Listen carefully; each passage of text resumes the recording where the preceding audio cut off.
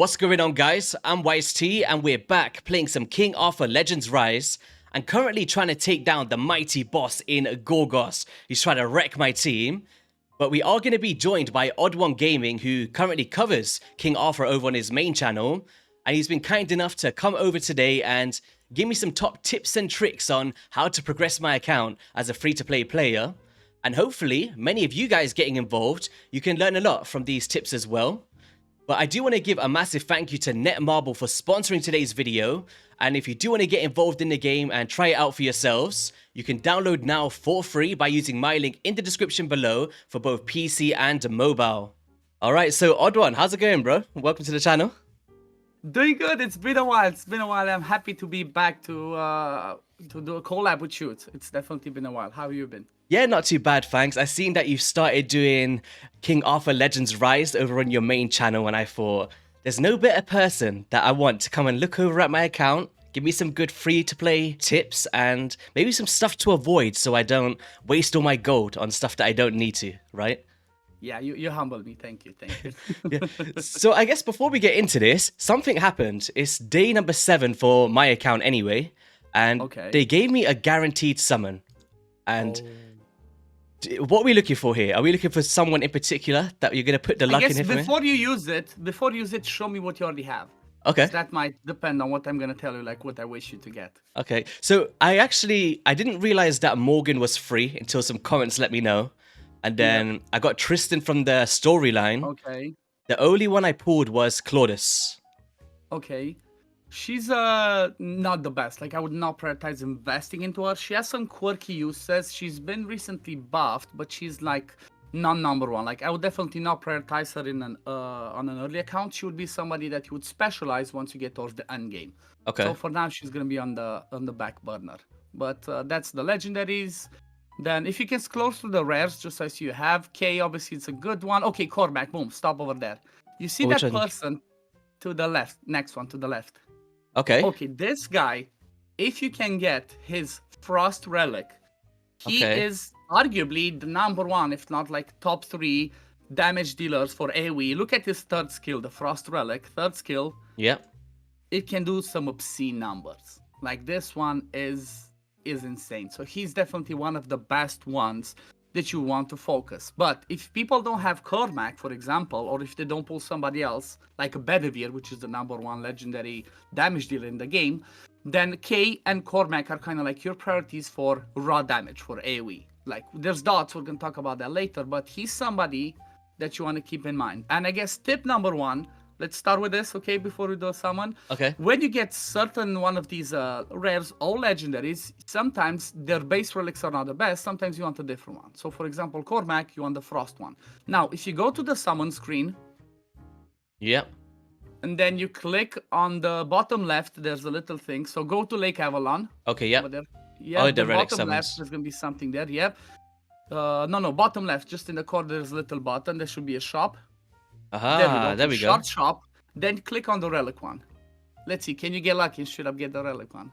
Over here, that one on the right, that one that's behind me, you can see this one resets every single day. So, for example, for you, obviously you might not have the currency right now. You get the currency by selling other relics, but you want to look in here because this is where you might want to get your relics for certain people. There's a few to keep in mind, like Frost Cormac, Flame for Rosier, and like, you know, stuff like that. So this is the one you want to check regularly, especially for rares. Legendaries might pop on the regular sale, but mostly the rare ones you would find. So this is one of the ones that you want to check daily. Obviously, again, you're gonna need the currency. Then if you go on the other tab at the top, exchange shards, obviously here you can go, that's for the heroes. If you click on the relics, that's the thing on the right. This one, yeah. That one, yeah, you can see, for example, if you have some dupes of relics, which if you click select all at the bottom, right, and then you that one selected, click OK, it's gonna sell whichever you have dupes. You can easily sell. Oh, that's a really good system. So it kind of extracts it for you, so you don't have to stress about losing everything. Okay. Exactly. So you can do, for example, if you sell those now, you have 2,530, and then you just need to sell maybe a couple more rares if you get them, and then you can buy one of the rare relics, which is gonna be, you know, some are game changing. Like I'm telling you, I'm in the end game, and I'm using Cormac as my number 1 nuker for Arena, for example. Okay. Frost Relic. I think like one of my issues that I've been doing is I keep investing in only damage dealers, and in stuff like the Yeah. adventure mode or some of the dungeons like the Plain Beast, I didn't really have any support, so I'm trying to like build up Turin as like my only healer, you know. But Yeah, when it comes to stuff like that, you're gonna see that obviously kind of like in any other game. As yeah, you open up more dungeons, each of them requires some certain specialists, right? We can quickly go over those once we jump into the dungeons if you want, but let's pull that legendary one. yeah. Let's So see. I'm hoping for someone like a top tier support. And you know, oh, where is it? Here we go. Day I would 7. say let's hope a Bedivere. I hope you get the Bedivere. Ooh, okay, this is a big Come on. moment here. Come on. Ooh, do you know who this is just by the text? Oh my god, Gillian! Gillian! Oh my god! Okay, okay. If you're getting Okay. hyped, I'm getting hyped. Let's go. Gillian is a monster. Now, the thing is like this with her. She has such a unique kit that's mostly her passives, but if you manage to get her the Frost Relic, she can be the #1 healer in the game. Obviously, costs a ton. However, with this relic, she's gonna be able to fit in every single one of your teams. Now, just read the passives. Just go to the first one, for example. Yeah. This one, every time she does an attack, there's a chance to push the attack gauge of 1 and then 2 random enemies by 30%. That's whenever she attacks. That's massive.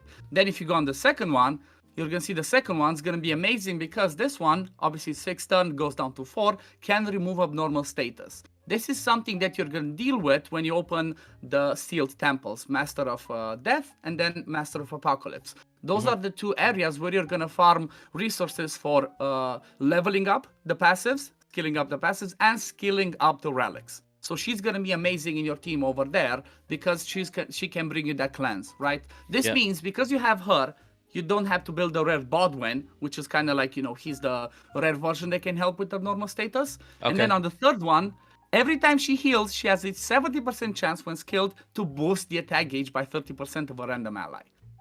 So she's kind of healer, and then like attack gauge, control, pushback, and boost. She's just amazing. Like, Oh yeah, it looks really cool in terms of the art as well, man. Damn. Like, amazing. what's your favorite character in terms of like just art design in the game? Is there a top one for you? Honestly, art design, it's kind of tricky. I guess, you know what, I never said it. Let's go with Rosier, the rare. Rosier, a rare. Ooh. Yeah, rare. Okay. Let's see, the one on the left, that one. One more to the right, sorry.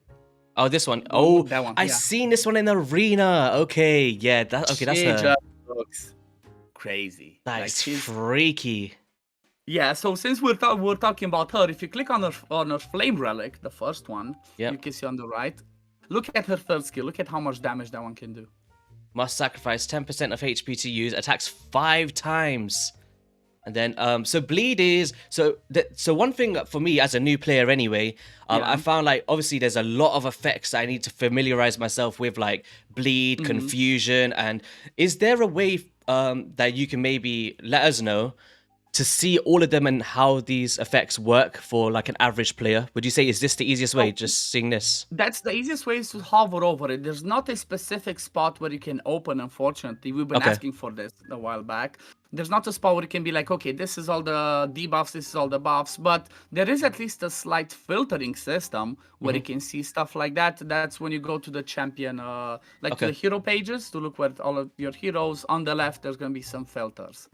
But the reason why I was saying she's so good, so not only does she do insane amount of damage, as you can see on that flame relic, right? But she also brings that dots, right? The bleed, damage over time.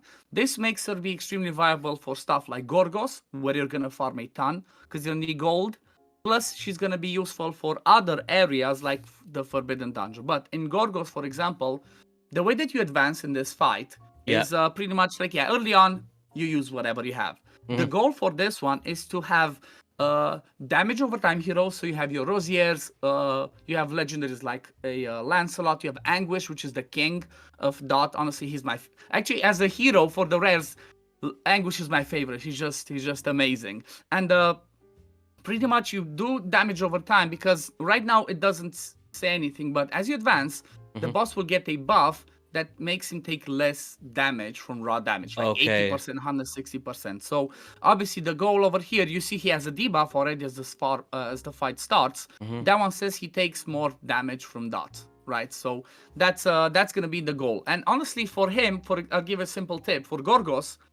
There's a way to like kind of cheese it. There's a king for this boss that's an uncommon. Okay. And that guy is called Degenerate. He looks like a creepy skeleton. Oh, I've Pretty seen much- that dude. Okay. Yeah, so pretty much what he does, he dispels dots, but he also boosts your attack gauge. So he's just massive. Pretty much you keep rotating, dispelling those dots, and then you can keep rotating with your people, put dots.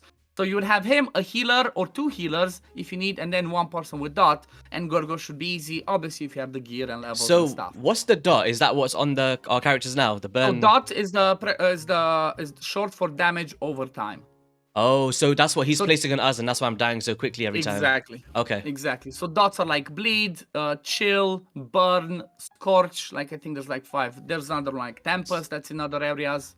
So 4 players, so that's actually a really good tip. So as someone's progressing, someone like me that's been struggling to like surpass certain areas because I haven't got any support. Yeah. So that uncommon that you mentioned was Degenerate. Okay. Yes. So I think we're that's going. how you read his name. So see, I the haven't one you got him. don't have. Look. So Yeah. oh, he looks like what's his name? Doctor Strange when he Yeah. Multiverse of Madness. That's funny. Yes. Yeah, this is the one that you would be Oh, looking for with 2 dots. specifically. Yeah, but it's also check the passive. I think it's the second passive, if I remember correctly. So the way that you would use him, you would only have him spam the second skill. You would try to get his Frost Relic specifically for Gorgos because obviously element, what's it called? Bonus, right? Elemental advantage. You want him to be Frost, which is strong as Flame. But the cool thing about him is mostly about the passive. So if you go and look at his passive, like I mentioned, I think it's the first one, the one at the top. Oh, sorry. So here. Okay. Yeah, okay, the second passive. So the second passive, you can see the second part. It says if you have 2 or more effective accuracy increase, removes all buff, then boosts the attack gauge of all allies by 60% and removes all dots. Ooh. So pretty much massive attack gauge, removes dots. He just that's all he does. Comes in there, does the second skill, which puts that effect accuracy increase, and that's all he's gonna be used for Gorgos. He's just amazing. That's pretty crazy. So like even in this game, uncommons can be like more valuable than a lot of the rares and maybe legendaries sometimes, right? Yeah, honestly, from my point of view, there's nobody better than Degenerate for Gorgos. Okay. There is another legendary that can make Merlin, that can do some quirky stuff with a 3-man team, but it's a lot harder to invest in legendaries, right? So Yeah. that's, I guess, if we jump over to like another couple of tips, you're saying like, okay, you're struggling to progress in the game. Now, the first priority number 1, what you want to focus in this game is to advance in the story mode, right? Okay. Don't have to completely restart it, just advance as much as you can. Your goal is to get to 5-7 hard as soon as possible, and then after that you can start progressing on other things, because as you advance more into the story, more areas of the game unlock, right? You unlock leveling up of relics, advancing skill ups. So pretty much that's all you should focus. It doesn't matter if you cannot restart it, right? You can always come back later to do that. You just want to beat it. Beat it for the first time and then keep moving on, because the more you unlock, the easier it is to advance and level up your people, right? Yeah. So the way that I was looking at it anyway was I was just farming a lot of the plain beasts to get the smaller mana orbs so I can rank up my what's her name? Morgan. I was going for Morgan, yeah. But the thing is, I didn't have enough for the mythical mana orbs. So I thought, I was just crafting in the forge or the alchemy to kind of get those. I'm not sure if that's the best thing I could be doing right now, unless. So the thing that you're doing is actually one of the first mistakes that people might be doing, and that is you see the shiny legendary, you want to be like, oh, let me level him up first. Let me get him 6-star. No, that's a mistake. Your number 1 6-star in the game should be a damage dealer. And if you don't have Bedivere, like if you pull Bedivere, then like, yeah, that rule goes out the window. Bedivere is such a monster, you would level him up first. But if you don't have Bedivere, your number 1 hero that's a 6-star should be K, or if you have Cormac with a Frost Relic, Cormac. Okay. Because obviously that's what you need. Most of the times you need to have that damage, right? Because if your K is strong enough, then everything else coming alongside her is gonna be just just fine. Yeah. So that's. Oh look, we got a house. Oh, that was crazy. Leveling up your forge. Okay. It looks like a little house there. That's crazy. Yeah. Yeah, so in terms of this one, so I was under the assumption that Morgan was a damage dealer because she was hitting crazy hard. So obviously I could technically do King Arthur. I'm not sure if that's a good play. Or I could do her. Yes. Stick with her. Because what you need, first of all, is somebody that helps you progress through the story, right? Tip number 1, advance the story. Kay brings AoE hit on the base relic, can do pretty decent damage. And not only that, the thing that Kay brings that makes her the perfect choice for the number 1 6-star is the fact that she brings multi-hitters on her first skill and on her second skill, which is what you need for Plane of Beasts. Your goal is to get to Plane of Beasts 7 at least. Look at that, 5-hitter on the first skill. Yeah, so this Take is the one. barrier down. That's one thing that I was kind of didn't understand about the Plane of Beast at first. Is it kind of works of the shield. I read it was as shield. I thought, oh, is there like a buff remover, a shield remover? But in fact, it's just based on damage hits, right? Like multi-hitters to take it down. So having this on an A1 is pretty bonkers. Mm-hmm. Yeah. Now, there's one thing that I have not mentioned in my Ultimate Beginners, guys, because this is something that I found out a lot later. I want to check this thing with you because this might be game-changing for any account, and this could be the number 1 tip. So, if you go out of this screen... So, do we advance her, or...? Do you have enough stuff to This is my first ever 6-star. I wanted to do it with you. Oh, yeah, go ahead. Yeah? Go ahead. I would go with her. No, here we go. Regrets. Boom. No regrets. There we go. First ever rank 60 on the account, or rank 6. We take it. Can we rank her up a bit more? You take it to a little something. All right. Yeah, just careful on that gold. Gold goes really fast. Oh, I get broke very quickly, and I'm like, oh. Yeah. Searching for gold. Okay, let's check something. So at the top where you have the pass, on the one on the right, go to the shop. Right, top right. Left to the inbox. Not that one, so the other one to the left, sorry. Yeah. I want to see. So if you go to that one, then you go on, click on special offers. Yep. The first one, and then scroll a little bit to the left. That one, just scroll. Go, sorry, to the other side to check the things. Okay, this is one that's a cheat code. Okay, stop right there in the middle. See, Mythic Orb package number 1. This is something that I did not realize. Right, this is something I did not realize. So many people, when they start, if they're not a spender, if you don't get lots of resources and stuff, you get stuck on getting that for 6-star. Plane of Beasts is extremely hard to do and whatnot. So one of the easiest cheat codes, so to speak, is just buy this one that either gives you the 30 or the 20 Mythic Orbs, and that's your K6-star. That's insane, because that is massive, because I was spending so much time against lower stages of the Plane Beast where I'm not getting Mythic drops. And we get quite a lot of gems at the start, like story mode and just leveling up. You'd be able to, like, technically, if I wanted to do Morgan, just this alone would have allowed me to, but I would have never known. So yeah, like if you buy the 2 of them, you could get Morgan because legendaries cost 50. That's why you would not do the legendary first. Rares cost 40, legendaries cost 50. So that's definitely a little bit of a cheat code that I did not realize myself, because that would have made everything so much easier.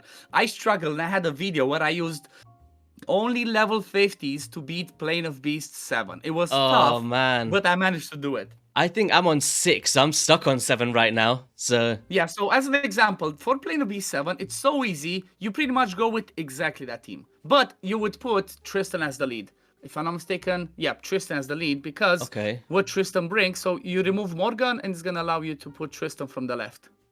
There you go. The reason for that is Tristan has an attack speed boost in this fight. That makes it so much easier.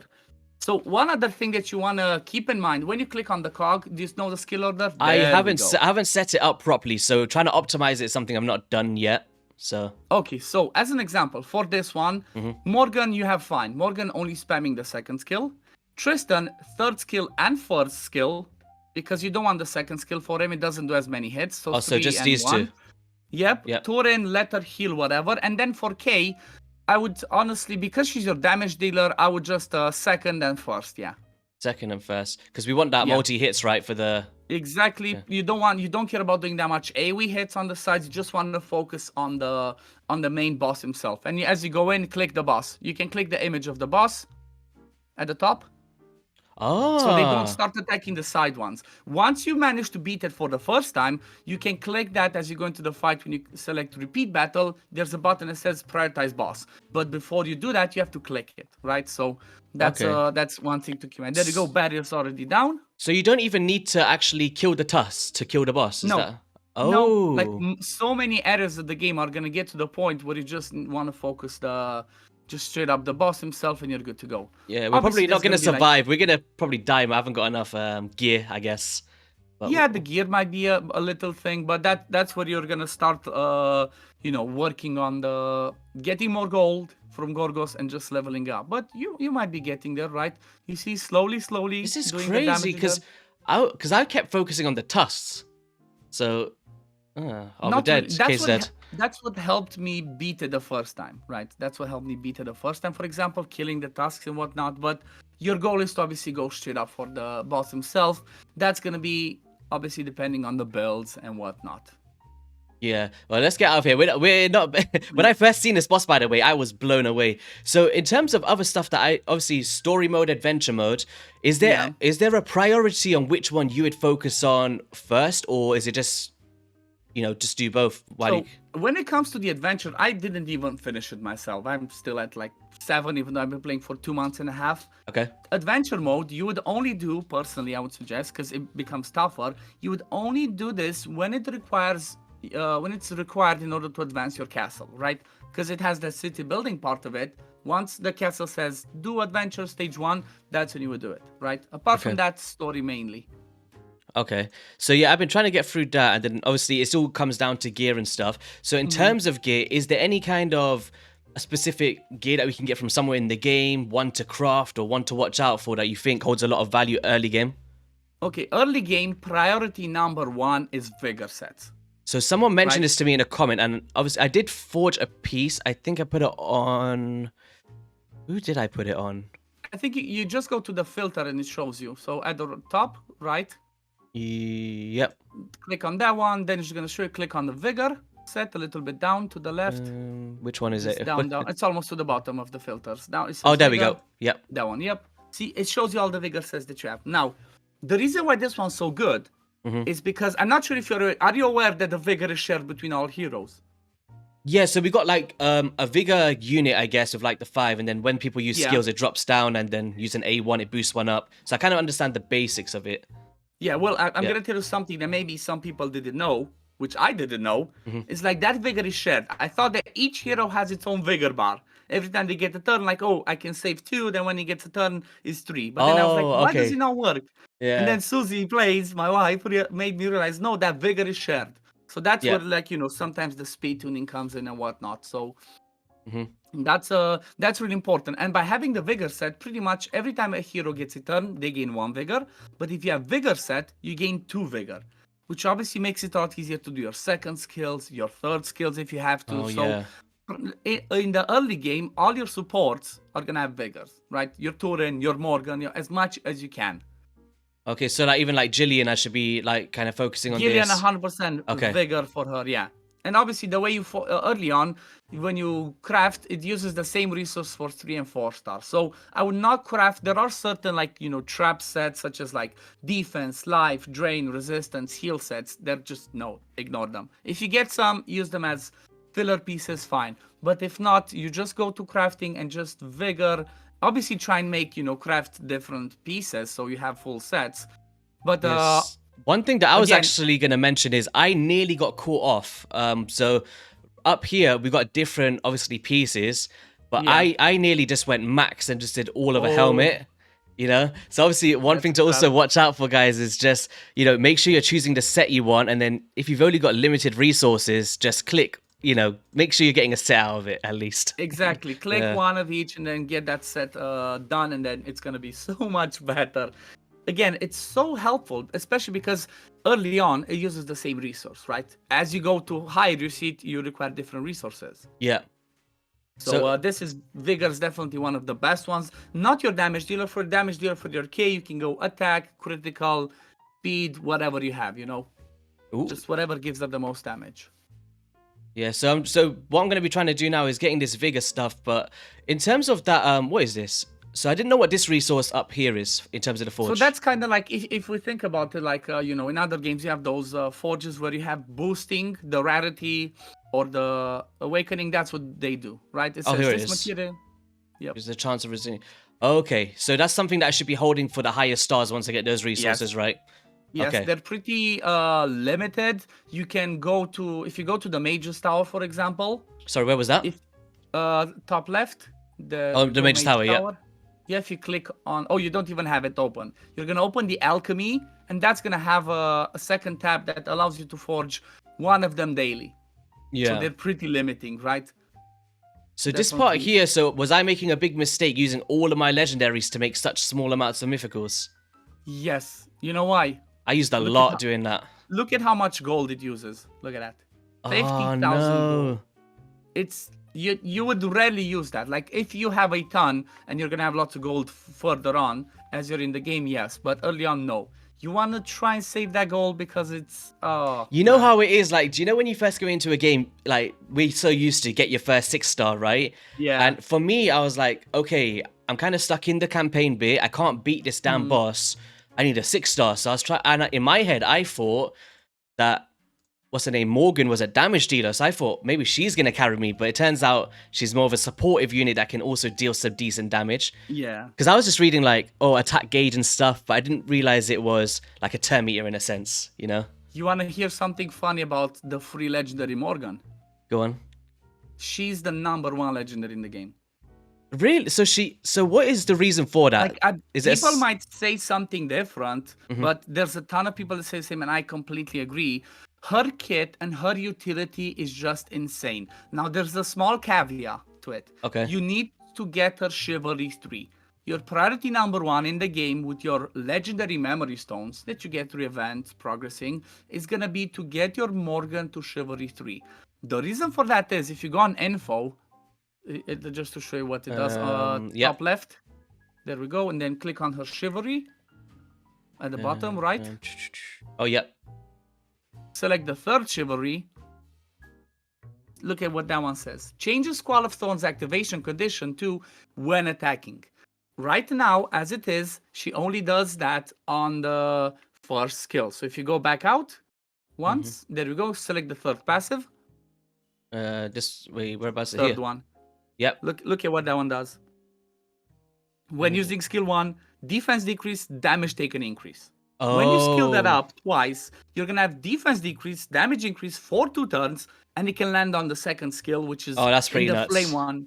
Not only is she pushing attack gauge with her second passive, with her flame relic, she puts defense decrease, she puts damage taken increase. She's just, for any area of the game where you can do that, she's in all of my teams. So she's just so good. So when you're building, so for an average player like myself, just coming in, Yes. still trying to learn the fundamentals, is there like a certain selection of not characters, but roles that you're looking for your teams? For example, like one healer, one damage dealer, one manipulator. Is there like any other roles that you would say look out for? So the way that you would focus this, it's the game pretty much gives you most of the best options. Early on, if you focus on Morgan, Tristan, Kay, and Turin, all 4 free heroes, you should be just fine. Yeah. So that's for like pushing a good. Specifically story. And then if you get lucky with like better legendaries, maybe look at the roles that someone like Turin is doing, and then does the legendary do that better, and then kind of go from there, Exactly. right? Now, the quirky thing with Gillian is we saw that her passives are amazing. However, her healing output might not be enough because she only does single target healing. And then maybe in certain teams, maybe you don't bring Tristan. You just go with, if Kay is built really strong with good damage, then she's going to be the one that's going to do enough damage. Then you can have Gillian, Morgan, and then Turin, and that should be your team for most pushing stuff.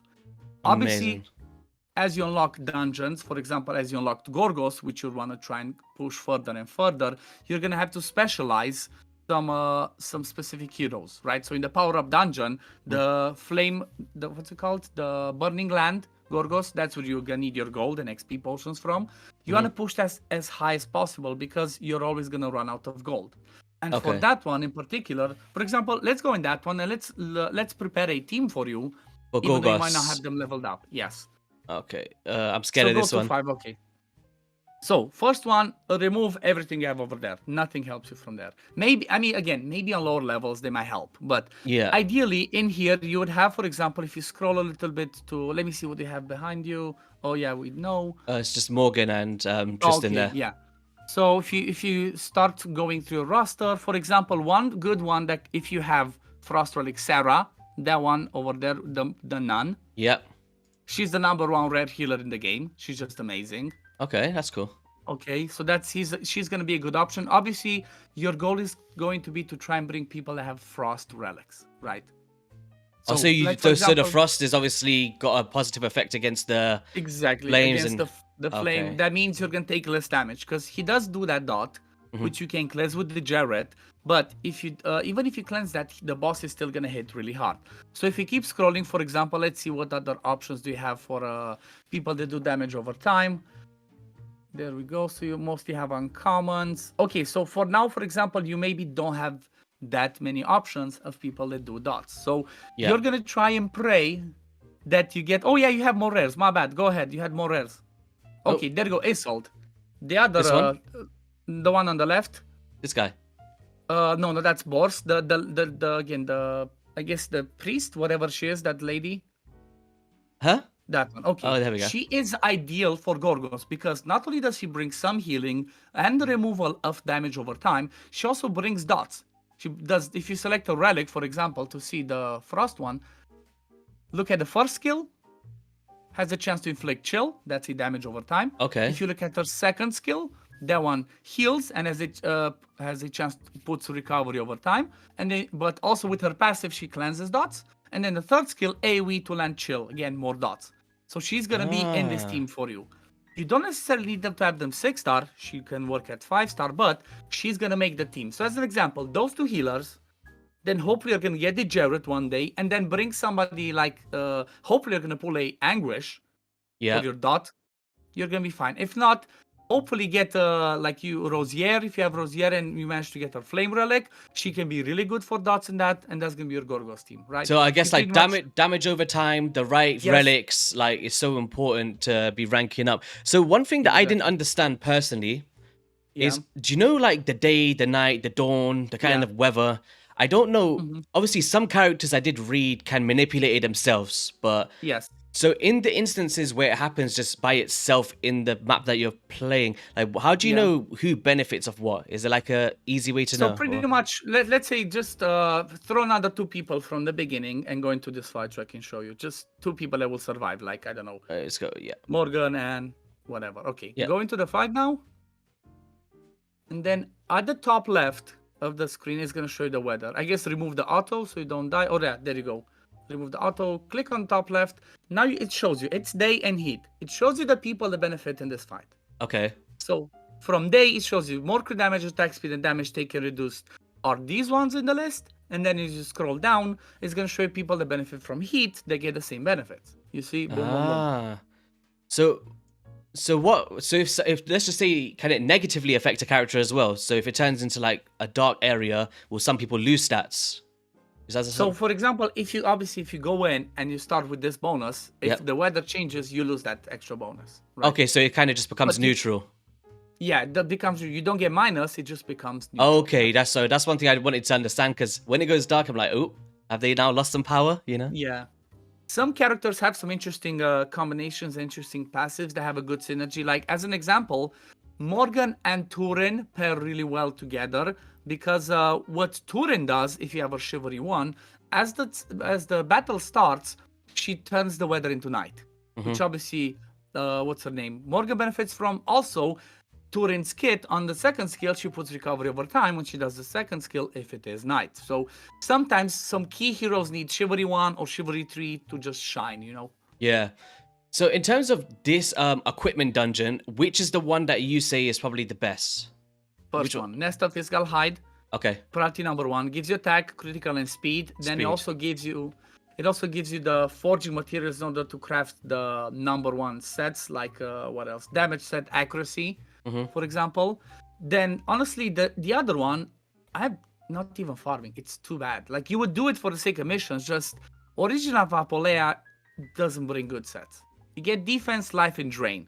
which are not useful in this game, honestly. Like, yeah, early on, if you get some good pieces and it's like, stats over sets, a little bit of a situation for the offset piece, they can work, but I would not prioritize it. Also, the sets that you can forge with the materials from there are the ones that are not that good. Resistance, heal are not priority sets, right? Like resistance could have an end game use, but not really, because you would have some different combinations.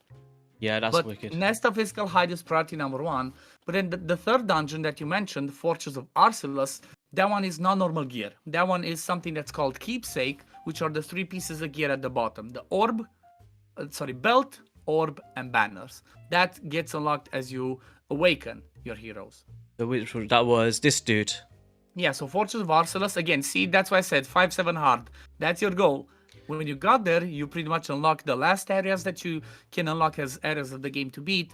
And then from there, you can start focusing on anything else. I think that's actually really good that we've got the 2 story modes, because right now, let's just say I'm stuck on my specific one. I can now move over to this one, get resources to now rank up the other ones, and then I can go back and... Yeah, that's pretty cool the way that they've done that. So I guess before we let you go, is there any other like final tips or mistakes for me to make here in terms of like castle development or anything in general? Okay, some other tips. Don't forget your dailies. Do your daily stuff, because early on, every single piece of resource that you get from doing your dailies is extremely important, right? It's the power-up guide, pretty much bottom left, the right tab from the hero, power-up guide. Oops, that's summons. We don't want to be doing that right now. There we go. Power-up guide, there you go, daily missions, right? Do these every single day. They give you some good resources.